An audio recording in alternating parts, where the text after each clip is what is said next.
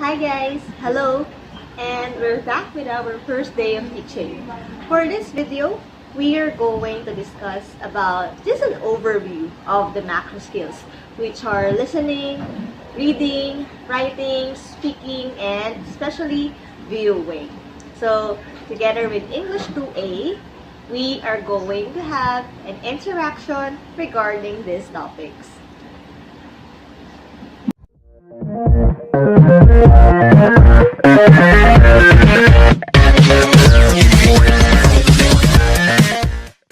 This will be the introductory part for the EL 107, the teaching of the macro skills, wherein we are going to have an overview of these teachings.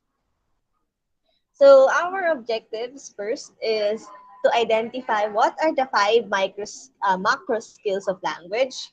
Second is to differentiate the receptive to expressive.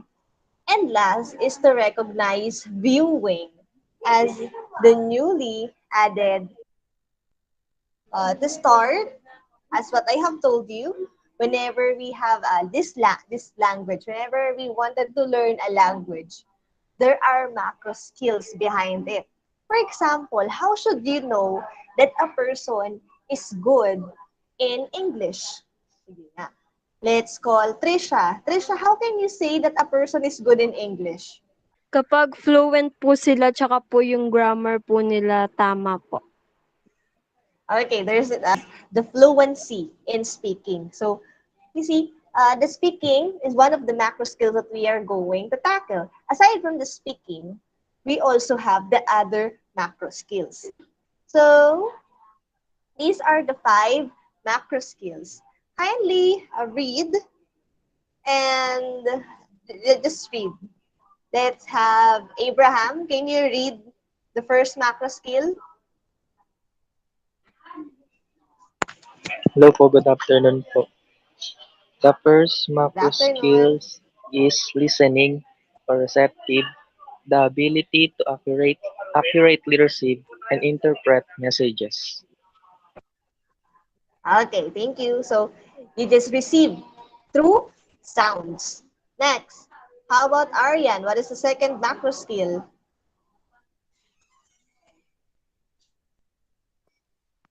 The second macro skill is reading. Receptive, the ability to process text, understand its meaning, and integrate what the reader already knows. Exactly.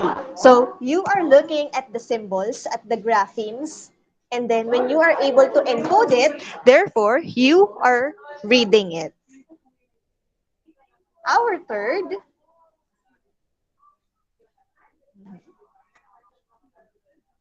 how about Miss Saniko? What is our third macro skill?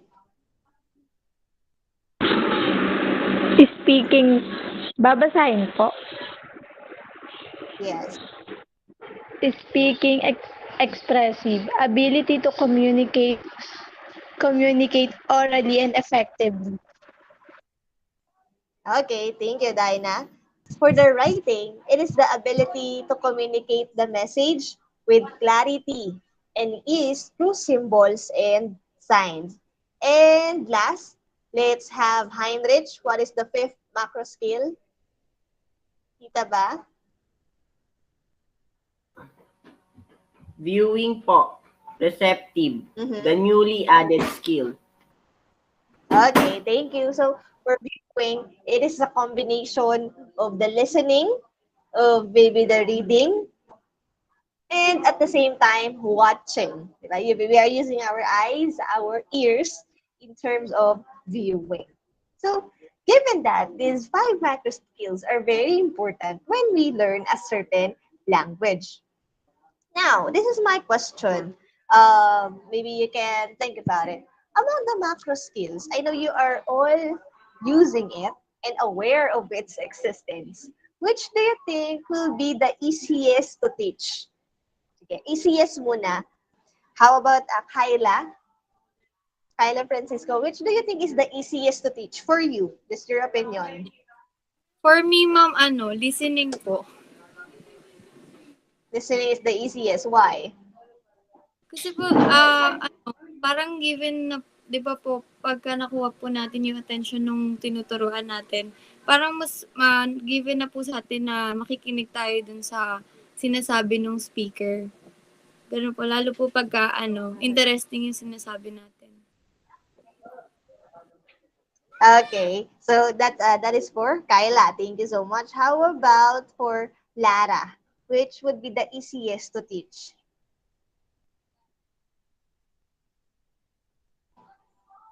Read po, ma'am. Again, reading. Opo.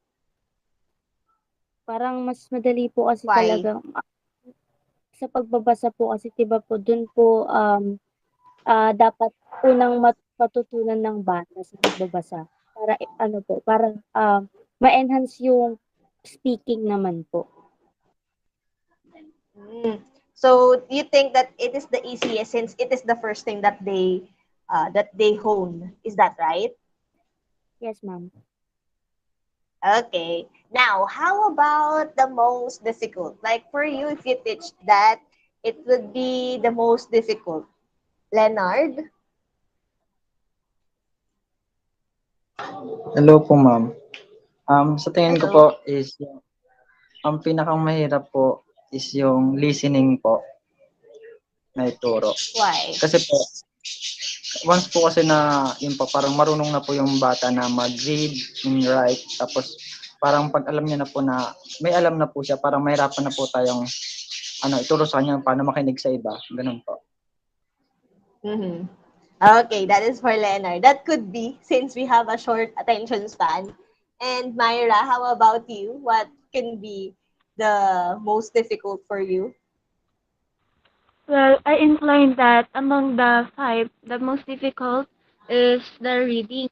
Because marami siyang process. 'Di ba? Yung babasahin mo muna yung text, aalamin yung meaning, and yung ganun po. Mm-hmm. It's like even though it seems like it is passive, but it is not because you have to read a lot, diba? So all of you, like the four I have called, have different perceptions. One is that reading can be easy for one and hard for the other, or maybe listening can be easy for one, for Kyle, I think, but it is difficult for Leonard. So we will see. Okay, as time goes by, as we proceed to the lessons, we will be able to discover which among these macro skills will be hard to teach and which would be the easiest one to have. So to continue, let's have this receptive versus expressive skill. So a while ago, we have these 5 macro skills, and I already included there that listening, reading, and viewing are receptive. For the speaking and writing, both of it are expressive. Given that, what is the difference between receptive to expressive skills? Just your output. What do you think is the difference between these two? Hello?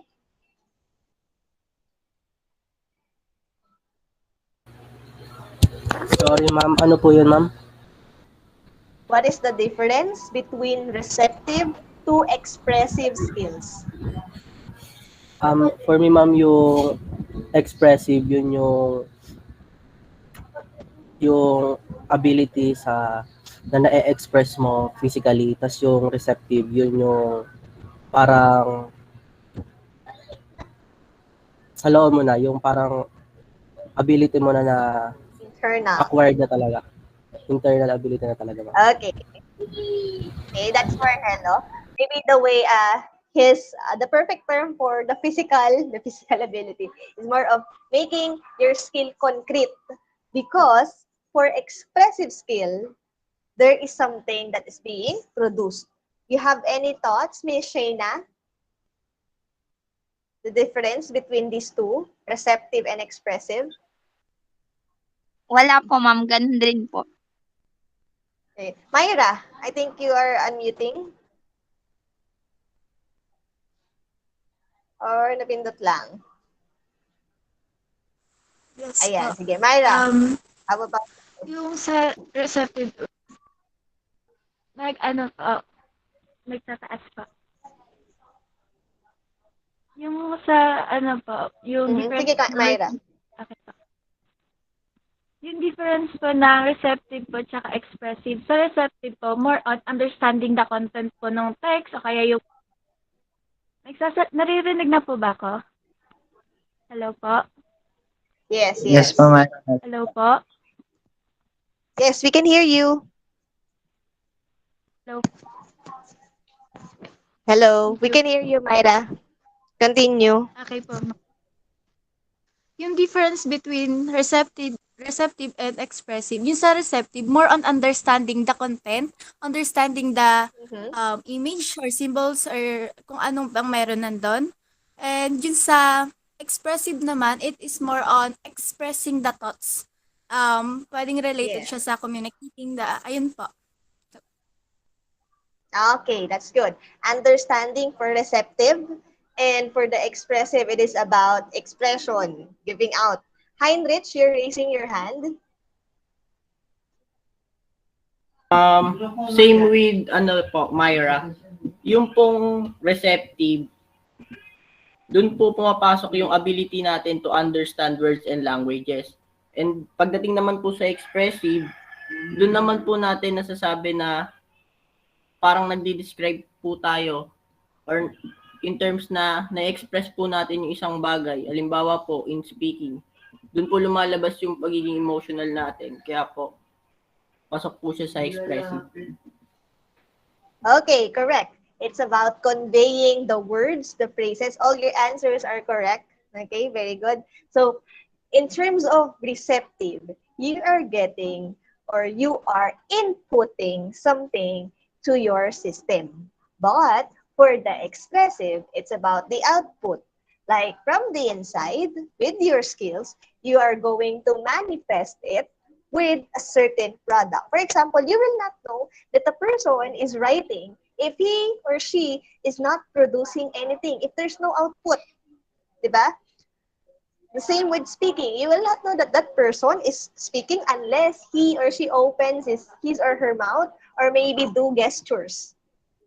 But for the receptive skills, it is more on the internal. You are not sure if that person is really listening or reading or viewing. Like for example, I have a book and then I'm just looking at it. You are not sure if I am really reading the book. It cannot be easily manifested unless you ask questions for the receptive.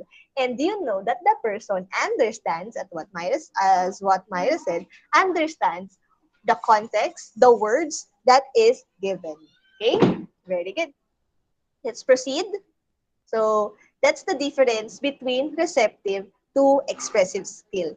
Now let's move on with the new arised macro skill, which is viewing. Now, this is just a question. Why do you think suddenly viewing becomes a part of the macro skill? Like, maybe on the last century, 15th, 14th, 12th, 11th century, kung gano'n pa katagal yan, they just have this listening, speaking, reading, writing. But now, why do we have viewing as an additional macro skill? Trisha, why do you think?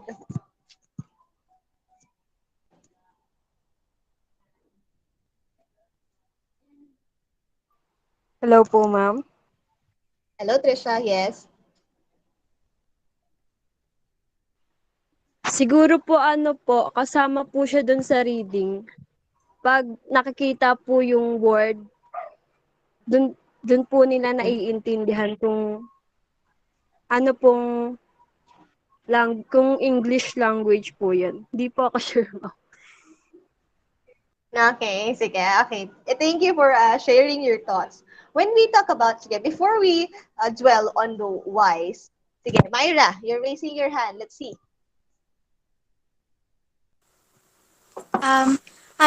I believe that viewing emerged as a new macro skill because in today's society, a lot of people use gadget and technology such as computer, mobile phones, laptops, and And there's social media platforms like Facebook, Twitter, IG that have image content, no?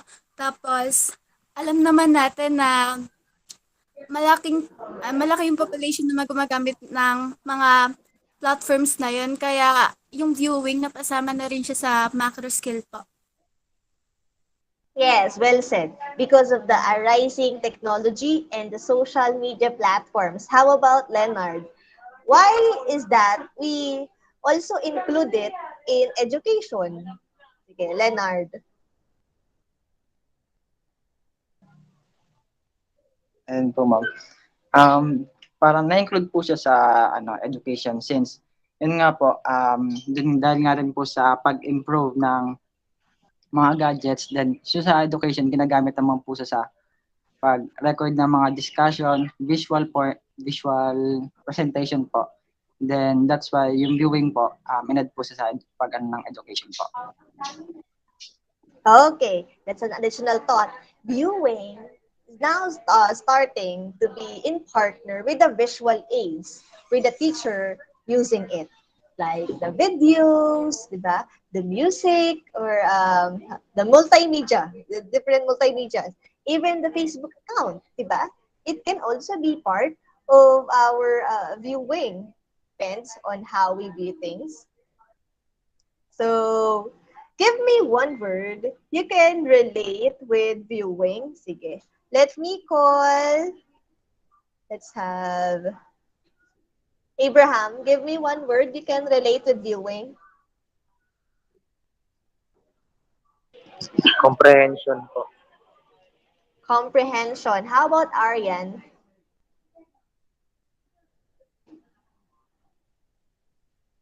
Movie po, ma'am. Movie. Lara? Reviewing po, ma'am. Okay. How about Mary Grace? Reading po, ma'am. Thank you. So those are your ideas in terms of viewing. And those are all correct. Because when we view, we comprehend. We read, especially if there is subtitles, or it can be even an infographics, something like that is just in multimedia form. Can also be something that is related to us that catch our interest. So what is viewing? It is an active process of attending and comprehending visual media. Take note of that. There is the visual media such as television, advertising images, films, diagrams, symbols, photographs, videos, drama, drawings, sculpture, paintings. This can also be given as viewing. For example, you go to a museum. You saw a lot of paintings. There are also sculptures. It is also already considered as viewing. And the way you view it can see how you comprehend things. For example, I don't know if you see that on Facebook. There is just like an empty wall, in the museum. And a lot of people are like taking a glimpse, taking a picture of that blank wall. Parang mapapaisip ka na bakit ganun? Those people who are not really comprehending or not using their viewing skill will tell you, it's nothing. Why are you looking at that? Why do you even take a picture? It's very foolish to look at that. Parang ganon. Ayun yung mga tipo ng mga viewers na hindi nila iniisip kung ano kayang meron doon.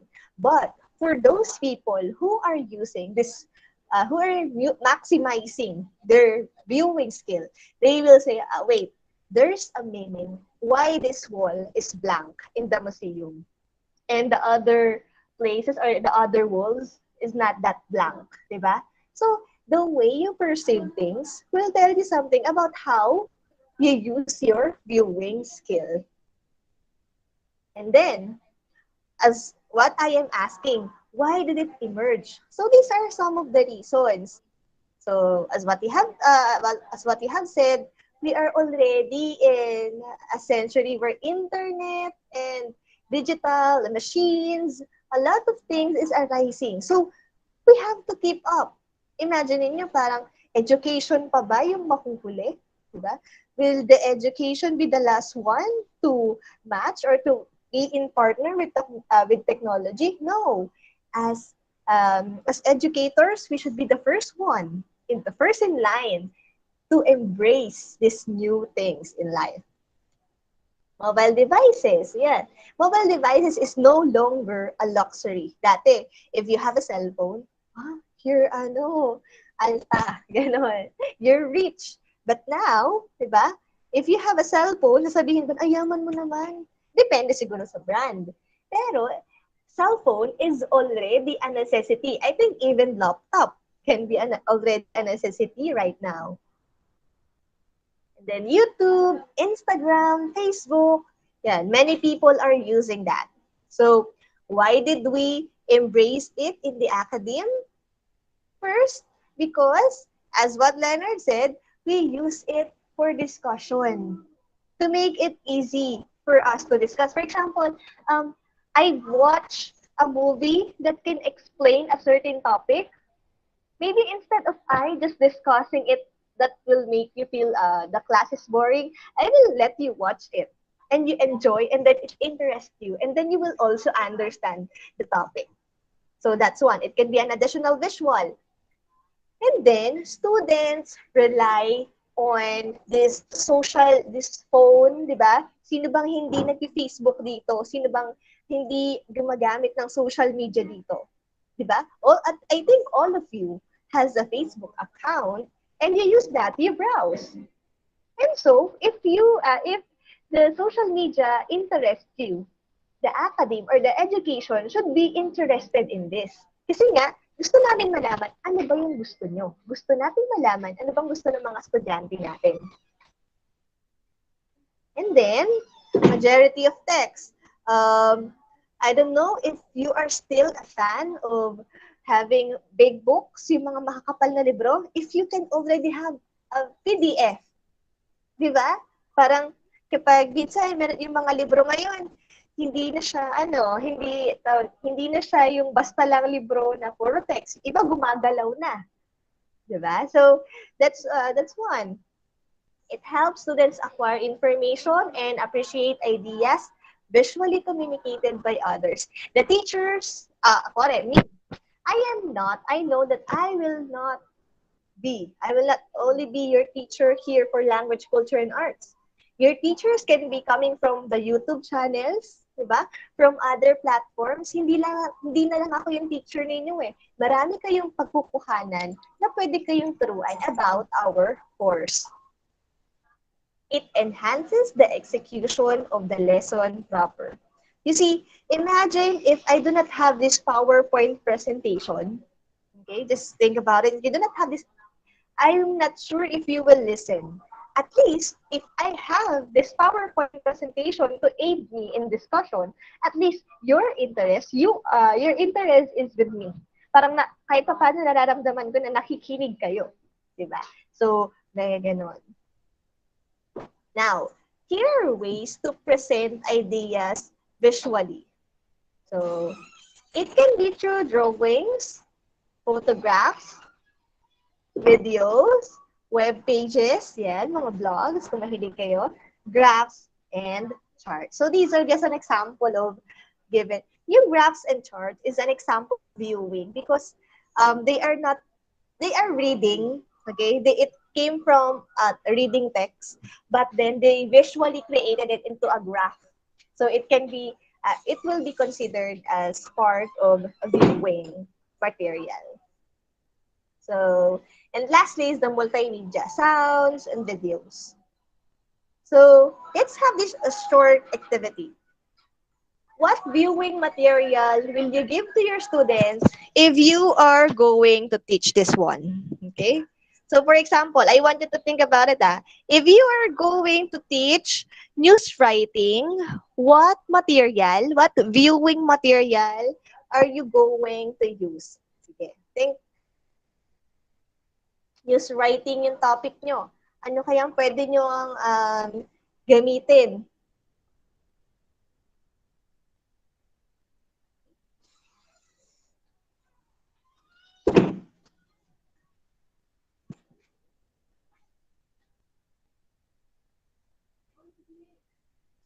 For example, you are the teacher, and then your topic is news writing. What viewing material are you going to use in the class? So, ayun yung mga example kanina, drawings, the photographs, the graphs.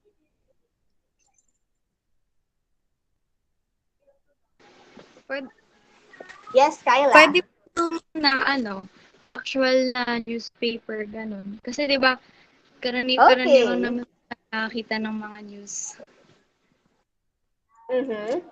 Okay. Newspaper. Thank you so much, Kyla. The newspaper is part of a reading, but to enhance it, maybe we can have a television, a broadcast, para mga sa TV broadcasting, yung mga ganyan, news report. Yan. So, that's one. How about, next topic naman? How about if your topic is adjectives? Yan. What possible viewing material can be used for this? Yes, Mary Grace. Ano po, ma'am? Para sa akin po, pwede po yung mga videos po na nagpapakita po ng or dinidescribe po niya yung mga tao, ganun po.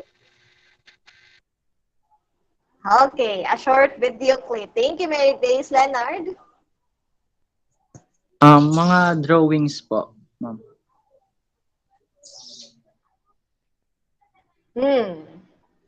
Yes, drawings. That is also one. Like, they will describe it, and of course, they will be using adjectives, diba? Videos or drawings. Last is, how about if it's oral communication? Like, you're teaching your students how to communicate effectively. What could be the possible viewing material we can use here?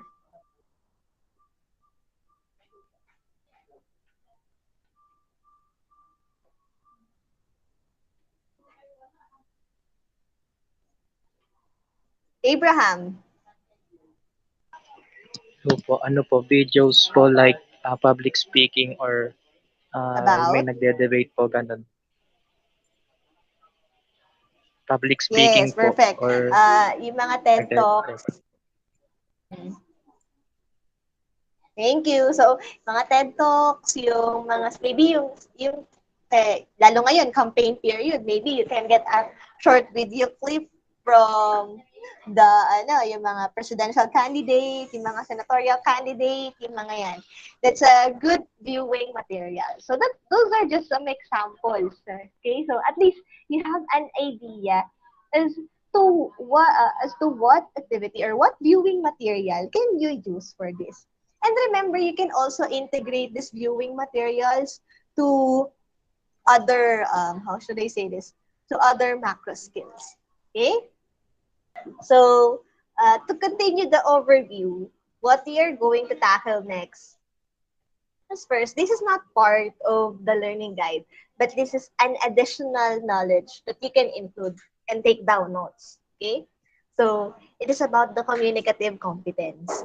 Communicative competence is one of the greatest achievement that students can have in terms of having the command in the English language.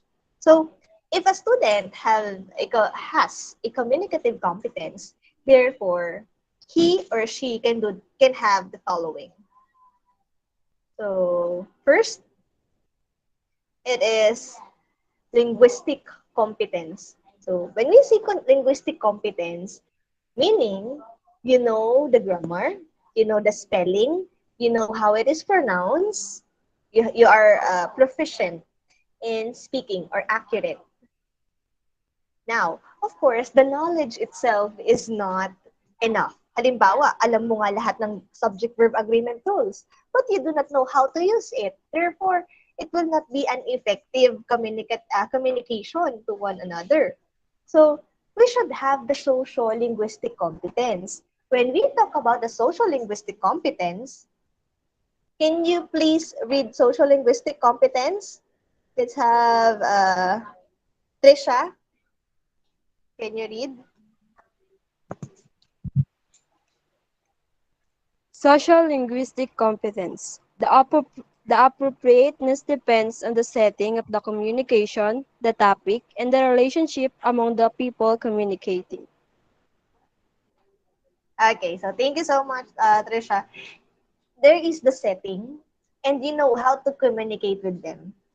When you communicate with Dean, for example, you communicate with Dean, and the way you communicate with your friend, they are both a different thing. Diba? Parang when you communicate with Dean, it is more formal, more respectful. But when you communicate with your close friend, parang casual lang. So that's linguistic competence. The knowledge is not enough, the linguistic competence, but you should have social linguistic. Third is discourse competence. Can you please read discourse competence, Mary Grace? Discourse competence, the knowledge of how to produce and comprehend oral or written text in the models of speaking, writing, and listening, reading respectively. Okay, thank you. So it is about comprehending, understanding, and producing a more than one sentence. Okay, more than one sentence statements. That is a discourse. Kapag nag-go beyond one sentence ka na, it is already a discourse. Now, if you're able to produce and to understand it, di ba dati nung kinder tayo, we are just, our goal is to read and to understand one word. For example, cat, cat. So I know that this is a cat, it is an animal. But as time goes by, you need to understand, for example, the whole statement. And now that you are in college, you are required to understand a whole essay. Diba? So that is a discourse competence. Last is strategic competence. Please read, Shayna. Strategic competence, the ability to recognize and repair communication breakdowns before, during, or after they occur. Okay. For example, you are speaking with someone, and then suddenly the phone, okay, it hangs up. Biglang naghang. What are you going to do? Heinrich, will you continue the conversation? For example, you're talking to someone and suddenly he or she hangs up. And what are you going to do?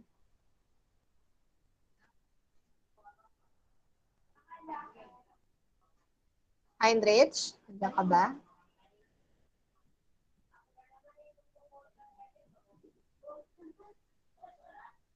Nawala ata si Heinrich. Okay, how about Aryan?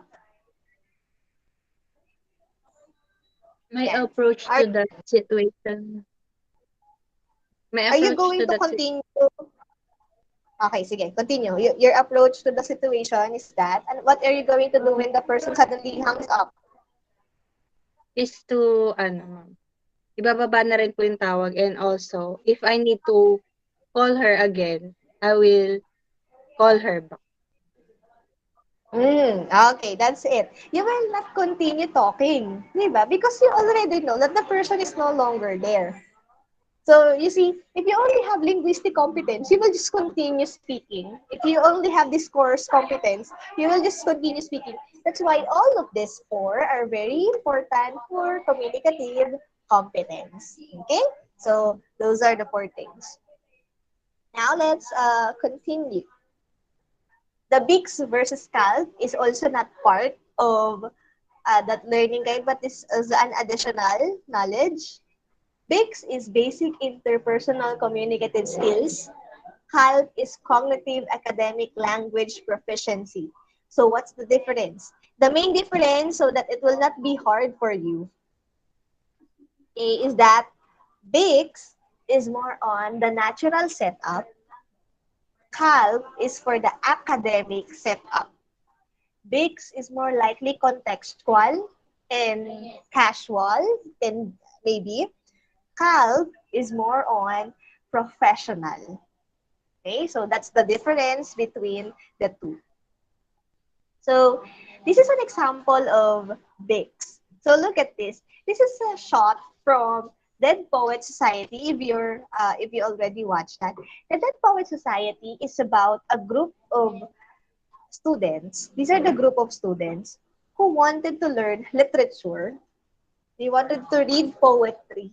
But instead of reading this poetry inside the classroom, they go outside, maybe into the forest, and in this part, it's like a cave.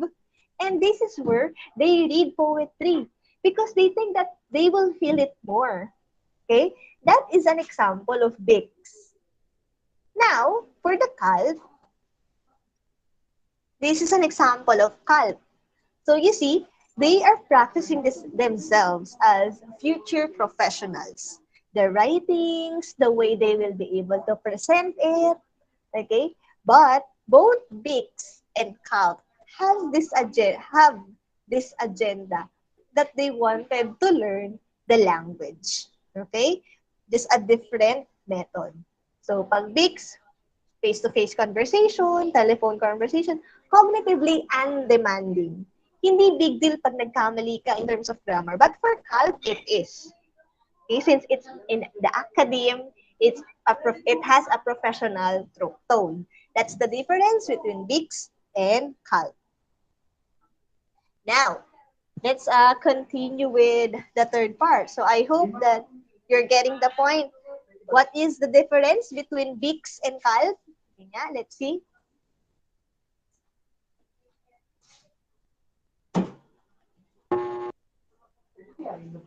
Yes, sige. What's the difference?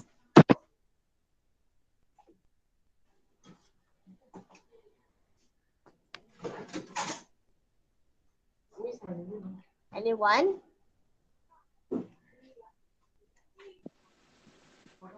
Yes, Kyla. Yung Bix po, more of natural setup po siya. Casual lang po yung yung conversation. While sa cognitive po, more of like classroom setup po. Mas formal po yung conversation, pero pareho lang din po silang natututo. Okay, thank you, Kyla. So that's the difference between the two. So let's proceed with the approaches. Okay, the approaches in teaching the macro skills. So the first approach is the content-based instruction. When we say content-based instruction, from the word itself, it says content. Okay, it is based on the content. So look at this. This is the English language. And this is the content.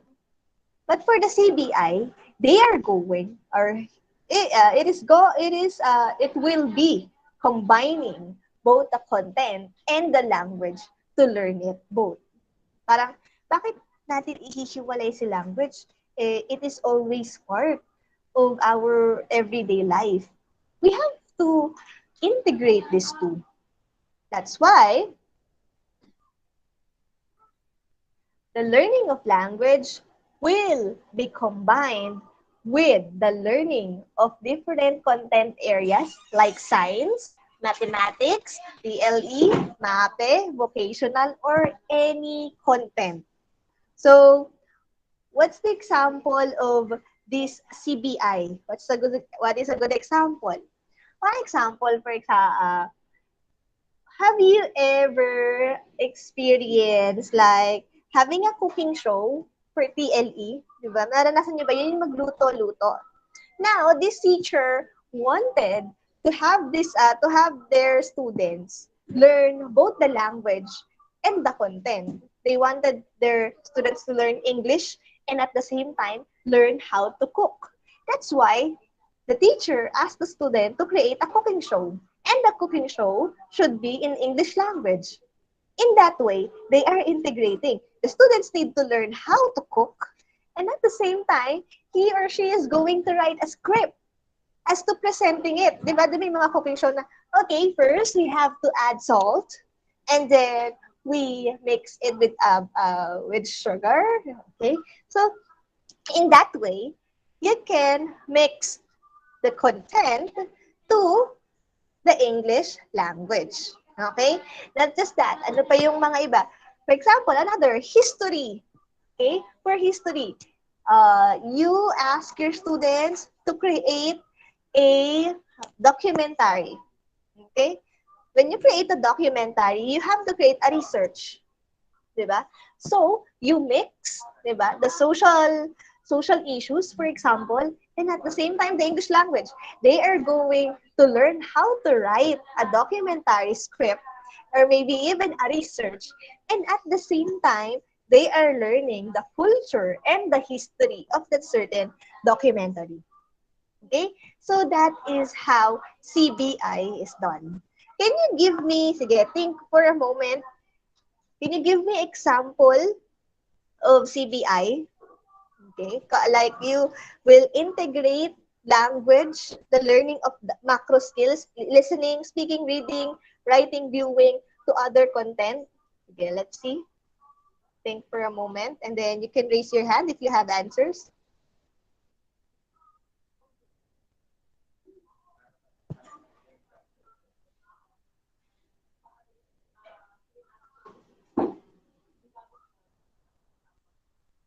Okay, Shayna. Ma'am, for example po, yung ginawa namin last year, yung yung vlogging po kung paano po, yung yung parang, yung sa kung ano po nilalaman ng namin ng emergency kit.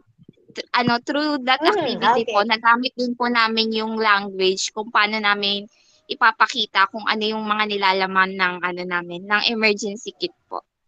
Tapos at the same time, Okay. nagamit po yung content na para ipakilala kung ano po yung mga nilalaman ng emergency kit po in case na magkaroon ng mga sakuna. Thank you po. Okay, so there is a combination of NSTP, diba? NSTP and the English language. That's a good example, Shayna. Any other? Meron pa ba? So, with that, aside from, di ba parang ang goal lang naman is to learn the language. The only goal of the teacher is to learn how this emergency kit will be useful. But then, it turns out that they were able to also make the students improve their English skills. Myra? Yung example ko naman po, ma'am, yung senior high po kami, yung teacher ko po, pinagawa po kami ng isang product. Then yung sa product na po yun, group po yan, ipipresent po namin sa class. Then, parang mag-host po kami, tapos isa-sales talk po namin yung mga tao po doon. Ayun po. In English po.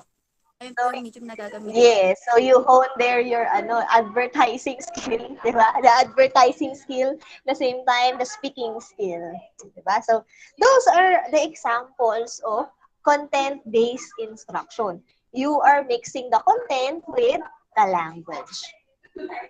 So now it also has disadvantages and disadvantages. Okay? Hindi naman siya palaging okay. One advantage is that it will make the language learning more interesting and motivating. So imagine, you will not just go in front, recite, hindi siya ganun. Diba? It goes a variation of activities. You can go reporting, cooking, presenting, advertising, anything. That's the advantage. But the disadvantages is that students may feel like they are not really learning the English, especially if they are not aware of that. For example, it can confuse them and make them have the impression of they are not learning the language. For example, here, just an example, we have grade 7 English. We are teachers of grade 7 English.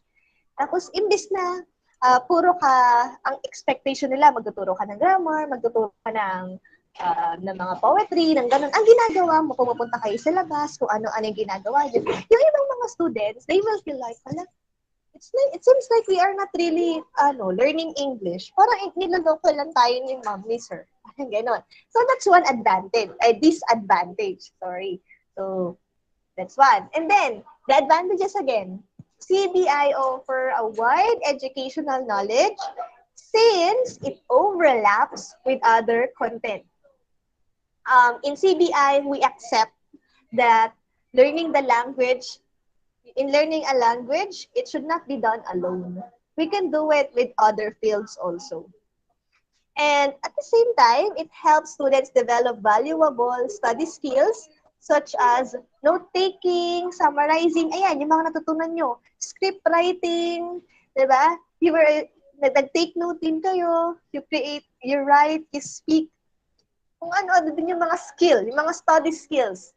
Not just the speaking, the writing, the reading, or any type of skill. And lastly, develop collaborative skills. Diba, most likely, as what Myra said, it is group work.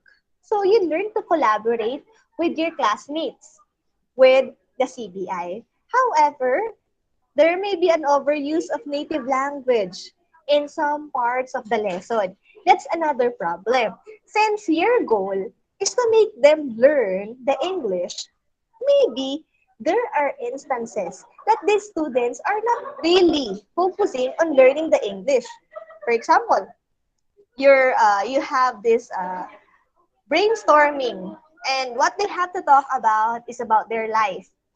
Or maybe, ano yan, yung personality development. You combine personality development with the English language. But then, while they are brainstorming, they are not really using the English language. They are using their native, which is Filipino. So, in that case, CBI is not that effective. Lastly is finding information sources and texts that lower levels can be difficult. So, whenever you, for example, a documentary, it's hard for some to look for resources like that. Okay, lalo yung may low level. Halimbawa, if a student, a grade level, you ask them to do a cooking show, but this student is not yet really good in terms of speaking.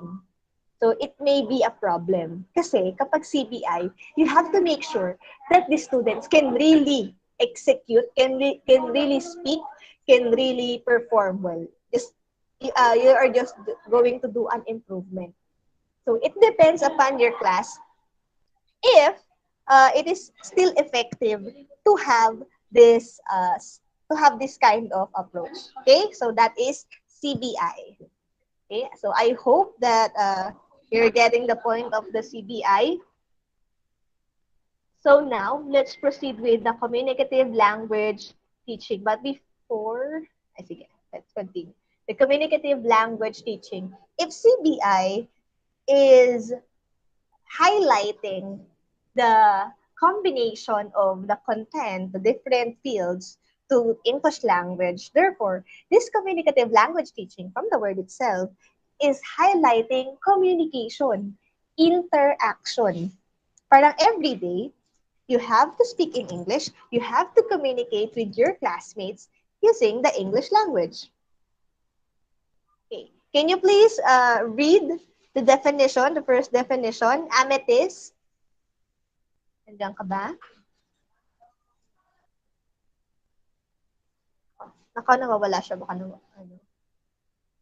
Okay, nawawala siya. Let's have Trisha. Can you please read?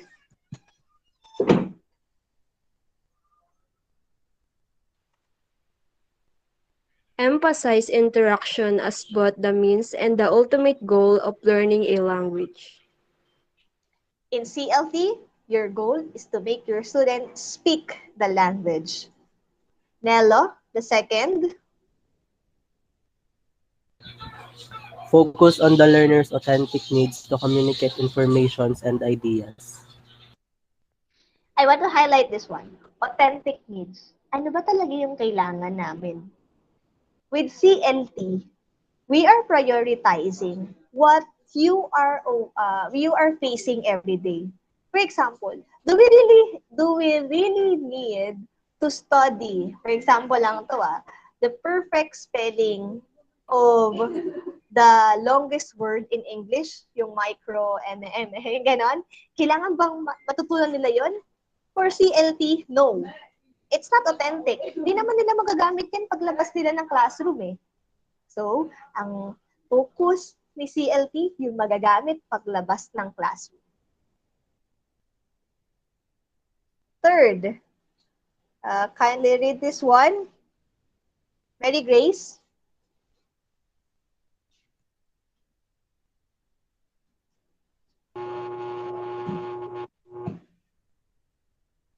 Ma'am, wala pa pong nag-a-appear.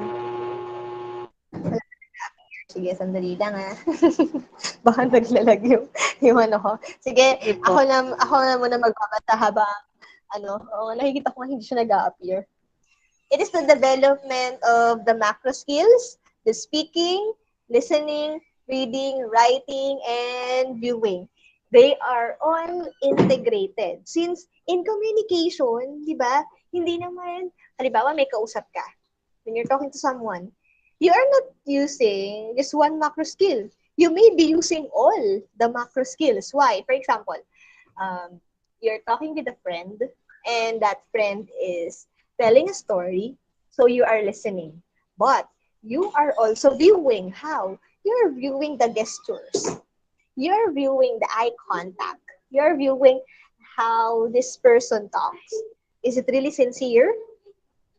And then, it can also be speaking because you will give a feedback after. Hindi naman pwede pag, nakatulala ka lang. Diba? Malalaman mo nakikinig kapag may feedback. Tapos, the feedback is relative to what you had said. So, that's CLT. Speaking of authentic needs, of course, this CLT also highlights authentic materials. What are authentic materials? Please take note that authentic materials are materials that are not intended for education or for pedagogical purposes. Meaning, they are being produced not for the school, but for the people. Okay? What are the examples of authentic materials? Newspaper, magazines, music, K-pop music, diba? But we can use it in the classroom. What are the examples of non-authentic materials? The non-authentic materials are the lesson plan, okay? The textbook, yan, yung mga yan. Ayan po yung mga halimbawa ng non-authentic. Ibig sabihin, they are produced for the academe. But yung mga authentic materials, ito yung ginagamit sa school, pero hindi siya for school. Pero bakit nga ba natin ginagamit ang mga authentic materials? Because we are living with it. Students are viewing it. Parang yung rason natin, bakit may viewing skill? We use it. The students use it. The students view it. That's why we have to keep along or to get along with these materials. Diba? For example, your teacher told you to listen to Taylor Swift music. Taylor Swift music is an example of authentic materials. Another, for your campus journalism course, your teacher asked you to read a newspaper. A newspaper is not for the school, but this can be a perfect example for you to know what is a newspaper. Okay? So in CLT, we highlight the use of this. Now, the advantages. What are the advantages of CLT? Can you please read the first and the second advantages, Abraham?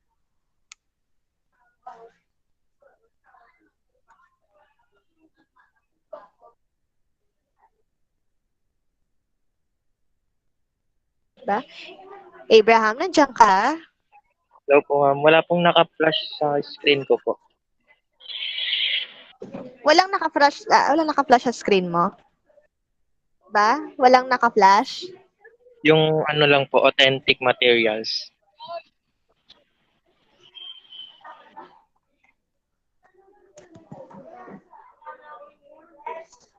So, iba yung naka-ano. Okay na, Abraham. Thank you. Okay lang. So, I will just continue na lang. So, for the CLT, the advantage, one of the advantages is that it is learner-centered. Diba? Kung ano yung kailangan ng students, ayun yung ibibigay mo. So, it is learner-centered. Second, holistic. As what we have said, the combination of all the skills. Reading, writing, speaking, listening, hindi mo siya ituturo ng isa-isa. You are going to teach it parang integration, lahat na. Another, provides vitality and motivation within the classroom. it keeps the students motivated because they know that what they are learning inside the classroom can be very useful and functional outside. They know that, oh, I wanted to learn this because I can use it when I go there or somewhere, things like that. Alam niyo na magagamit niyo. Kaya motivated kayo na aralin. Lastly, in a world where communication of information and technology have broken new considerable ground, CLT can play an important role in education. The technology itself, in terms of CLT, meron ng mga application na you can learn the language, parang different language pa nga, for you to, parang self-learn. Hindi mo na kailangan na may tutor talaga. Kahit parang app na siya, okay na. Then, for the disadvantages, ano naman yung hindi maganda? Since you focus more on the use, meron tayong naiiwan. Si CLT, ang naiiwan niya, yung focus doon sa grammar. Why? As long as, for CLT, for communicative language teaching, as long as it can be understood, it's okay. But that is also a disadvantages kasi hindi mo na tinitingnan kung tama ba yung grammar niya, kung okay ba yun. Okay? The CLT approach is not fitted for beginners. Okay? It is not good for beginners. Hindi siya pwede na, for example, yung mga students, wala silang ganong knowledge in terms of speaking, tapos pagsasalitain mo sila. Hindi siya okay. The requirements are difficult. You cannot ace the CLT, okay, future educators, you cannot use the CLT if you know that your students lack practice in terms of using the macro skills. Not all classrooms can allow group work activities and teaching aids and materials. Yung mga authentic materials, hindi naman, halimbawa, 50 yung estudyante mo. Alangan lahat yun, bibigyan mo ng mga authentic materials na magazine and newspaper. Siyempre, maghihirap tayo nun, di ba? So, ayan, yung requirements for the CLT is difficult. Okay? So, those are the two two approaches for language teaching. So, can we see what is the difference between CBI and CLT? Okay? Reflect for a moment, and then you can raise your hand. What is the difference? Or maybe define CLT and CBI.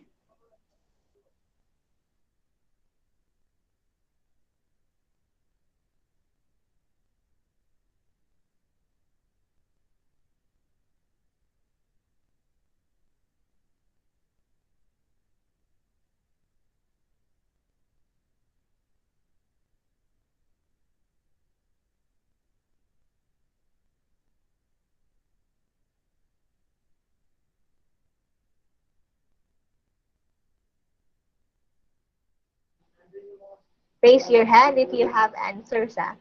What's the difference between CBI and CLT?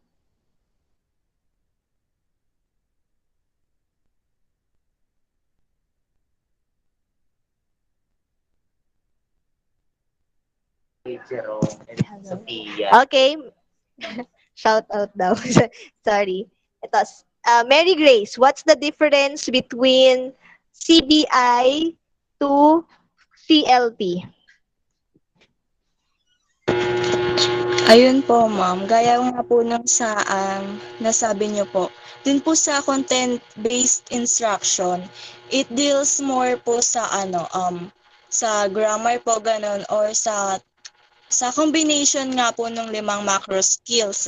Wherein, and while doon naman po pala sa communicative language teaching, mas focus po tayo sa may interaction. So, mas na-enhance rin po yung natin, communication skills. Ganun po. Okay, thank you, Mary Grace. For the communicative, it's interaction. Myra, any other thoughts?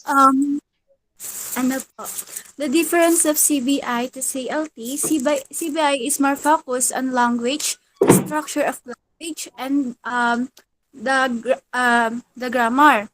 While the CLT, or communicative language teaching, is more on focus on the practice of the student in learning communication function, and it gives priority to meanings and rules rather than to grammar and rules of structure po.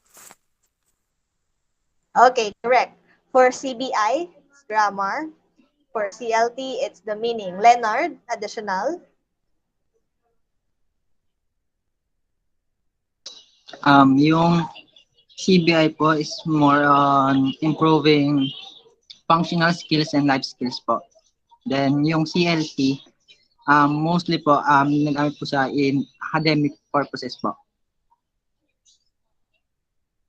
That can be an additional, the life skill for CBI and academic skill for the CLT. But we can also maybe for the CLT, it can also be for a lifestyle improvement. Okay, so thank you for those insights and differentiation. At least I know that you are grasping something from this. So now, for the last part is the qualities of an effective teacher. How can we know that a teacher is effective? So there are 4 things that a teacher should have to be effective. First, subject matter knowledge. Second is pedagogical. Third is socio-affective skills. And the fourth is personality. Can you please explain why, just explain it one by one, okay? Una muna tayo. Subject matter knowledge. Why is this important to become an effective teacher? Amethyst, are you there? Hello po, ma'am. Naririnig po.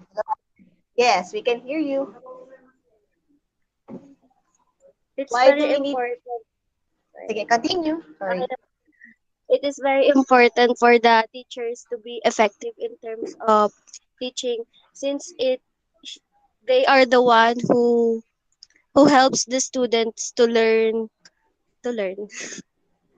Mm-hmm. Okay, so being effective is important. So let's start with the first one. Subject matter knowledge. Why is this important? The subject matter.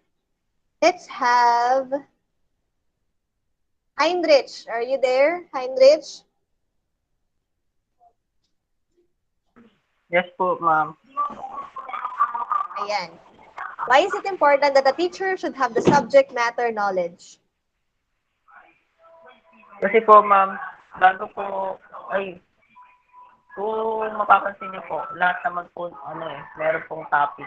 Doon po nagbe-base para po magkaroon po ng isang subject sa pong, halimbawa po, yung teacher po, nagtuturo po. So, kailangan po, meron siyang isang subject, and then yung subject na yun, may topic na tinutukoy. Okay, thank you, Heinrich, featuring the commercial from your television.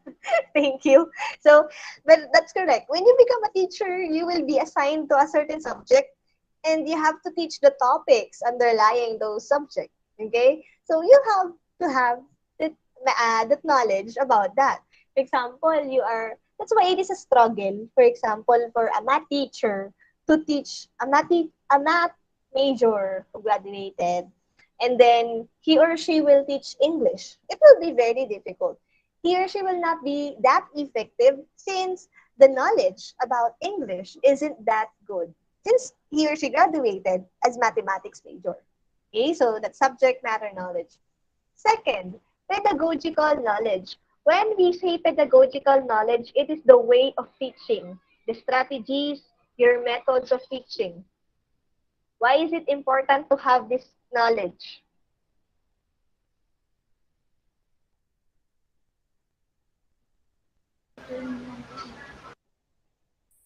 Yes? Who's that? Jerome. Sige, Jerome? Just try lang po. From my own understanding, I think it is very important to have that pedagogical knowledge in order for us to impart and to give the best knowledge and lesson to our students. Yes, that's correct. You will choose like which method will I use. For example, when you become educator, you will choose which could be perfect for my student for this certain topic. Would it be CBI, the content base, or this communicative language teaching? So it's up to you. You will be the one to balance that. Third, the social affective skill. Why is this important? Lara?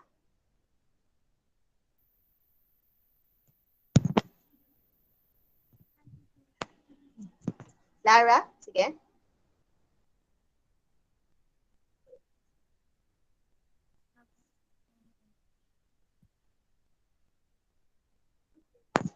Hello, Lara. Baka hindi gumagana ang iyong audio. Wala. Ma'am, rinig Ayan, na po okay ako. na. Ayun. Yes, I Kailangan can hear. kailangan meron pong skill yung teacher na gantong skills. Kailangan po yung teacher may gantong skills kasi para po magkaroon ng establishment between parang foundation po, parang interaction between instructor and student. Ganun po, parang establishment, parang foundation. Ganun po. Okay. The relationship, right? It is very important to have a good relationship with your students. For example, your students doesn't respect or maybe does not trust you. It would be hard for you to be effective in that part because they will always doubt what you're saying. Like, isipin nila, tama ba yung sinasabi ng teacher na yan? Parang, mayroon ba yung may factual basis ba yan? Or kaya, pwedeng galit kayo sa teacher na yun. Kaya, hindi kayo nakikinig. Yung mga ganon. So, a teacher should be the one sometimes to adjust in this kind of incident because in this way, kahit na hindi nila masyadong nag-grasp yung topic, at least they know that they have this connection and they will try their best to be as effective as they can be. And lastly is the personality. We have different types of teacher. We have the strict, we have the disciplinarian, we have a sweet teacher, we have a kind teacher, a considerate one. Why is it important that a teacher has this certain type of personality? Aryan. Ito po isa pong importanteng personality characteristic. Katulad na lang po pag kayo po nagtuturo, meron po kayong magandang personality tapos masasabi po sa action niya na approachable po kayo at saka hindi po nagiging boring yung mga tinuturo. Okay. Thank you, Aryan. So, as a future educator, maybe it's time for you to think, what would be my personality when I become an educator? Would I be that kind of teacher that is approachable or strict? So, it depends on you. You may reflect about that. So, as what Aryan said, as for me, personally, I wanted to become the kind of an approachable teacher because I know I can handle that. Okay, so it depends. So, if you have these four elements of being a teacher. Therefore, you can be considered as an effective teacher. The subject matter knowledge, pedagogical knowledge, socio-affective skills, and the personality. So these are the four things. And okay, so we don't know. These at the end, I hope that you learned something. Let's have this learning guides activity, just instruction as to what you're going to do. For part 1, it is identification. I know it's too early, but I wanted to instruct you. You will just encircle, okay, the keyword that you think that will make it that kind of macro skill. You just need to determine what macro skill is being described for each number. Is it writing, listening, speaking, reading? So you write here, and then you encircle the keyword or words. That's for part 1, 2 points each. Second is, for B, you will just write CBI if it's content based, CLT if it's communicative language teaching. Okay? So CBI and CLT. Then for part 2, compare and contrast. You will just give me just two differences and 1 similarities. Okay? Compare and contrast receptive and expressive skills. 2 description for expressive, 2 description for receptive, and 1 description for the similarities between these two. Okay? And then, for the last part, you have to list down 5 reasons, aside from what I have given, as to why viewing is added as part of the macro skills. You have to make your answers short. I do not want it long answers. Just make it brief, but substantial. Okay? So, this is the last part pala. I want you to draw, okay? To draw a teacher here. Wag naman stick. May nagandahan nyo naman siguro, di ba? Hindi ka tulad, pero nag-stick ako, di ba? Yan. Think of an ideal teacher, or the way you are seeing yourself in the future. And then you draw it. Siyempre, pag pangit yung drawing nyo dito, yung sabihin, pangit kayo. Joke lang. Pero ayan, gandahan nyo yung drawing. Make it presentable. And then, draw it inside the big box. And you write here the qualities of that teacher. Okay? In this box. Just a short. And then, it will be 25 points. So, that's it. To end this discussion, do you have any question? Clarification? Meron po ba? Violent reaction? Yes, Lara Jane? You're raising your hand? Ma'am, Yes. yung deadline po nun. Wala pa namang deadline, Lara. Kabado agad. Wala pa naman, Lara. Di pa nga nabibigay yung hard copy. Sa November 5 yung yung kuhanan nun. Siguro bilang kayo ng 5 weeks, 'di ba? Ngayon tama ba? Ngayon yung week 1. Bilang kayo ng 5 weeks, ayun yung deadline. Feeling ko ayun yung feeling ko. Hindi ko sure. Pero basta ayun, hindi ko rin sure, guys, pero paunti-unti, lalo pag nakuha nyo na. Myra, you're also raising your hand. Wala pang deadline po. Myra? Yes po, ma'am. Regarding po dun sa may synthesis, yung sa ideal teacher po, pwede po ba siya, di ba po, tao po ba siya, or pwede rin po ang fictional characters po? Basta po ideal teacher po. Yes. Yes, you can also draw a fictional character. Because teachers naman can be very multi-dimensional. Diba? Kahit intergalactic pa yan, pwede maging teacher. Okay. So, any more concerns, questions? I think wala na. Ayan. So, I already uploaded the PDF and Word copy of that LG. So, if you have time, next week, ang next meeting naman natin is next month na. Hindi wala tayong meeting next week, diba?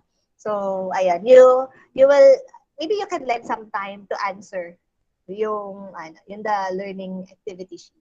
Okay?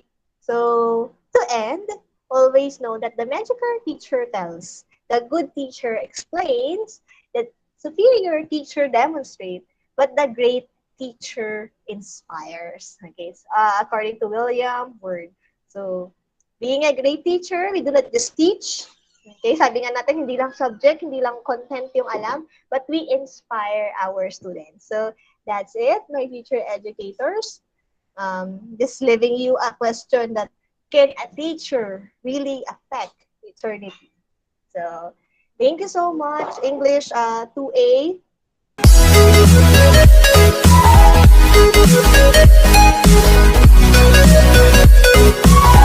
Thank you.